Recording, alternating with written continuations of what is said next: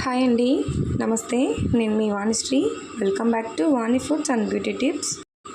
పిల్లల కోసం అయితే శనగ ముద్దలు చేసేసాను. తినడానికి ఏమన్నా కావాలమ్మా అంటే ఈ శనగలు బెల్లం ఉంటే రెండు చేశాను. శనగ ముద్దలు చాలా చక్కగా రౌండ్గా వచ్చాయి. ప్రెసెంట్ అయితే మనం ప్రాసెస్లోకి వెళ్ళిపోదాము. హాఫ్ గ్లాస్ అయితే వాటర్ పోసుకున్నాను. ప్యాన్ హీట్ అయిన తర్వాత అది తెరలాలన్నమాట. ఇలాగా తెరిలిన తర్వాత మనం బెల్లం అయితే 1 kg వేసేసుకున్నాం. 1 kg బెల్లము, 1 kg శనగలు, 1 kg బెల్లం అయితే వేసేసాను.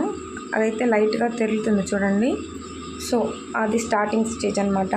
ఫుల్గా అయితే తెరలేయాలి. మొత్తం పాకం వచ్చేంత వరకు పెట్టుకొని ఇలా కదుపుకుంటూ ఉండాలి. అక్కడక్కడ నలుపుతూ ఉండాలన్నమాట. ఇలా పాకం తయారయ్యే లోపల ఇంకొక ప్రాసెస్ ఉంది. ప్లేట్ అయితే తీసుకోండి, పెద్ద ప్లేటు. సో దాన్ని అయితే బాల్ ఇచ్చేయండి.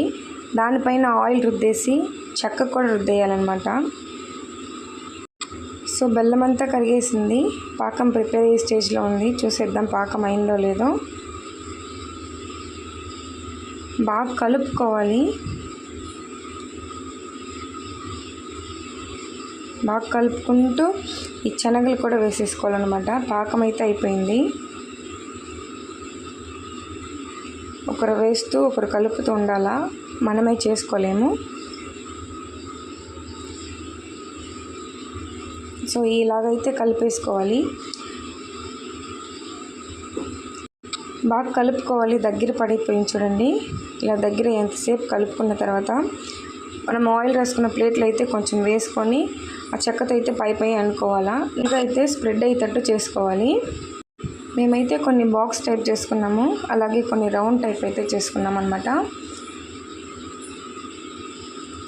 ఇలా మొత్తం పూసేసిన తర్వాత ఆరినాక బాక్స్ టైప్లో చేసుకొని తినేయటమే.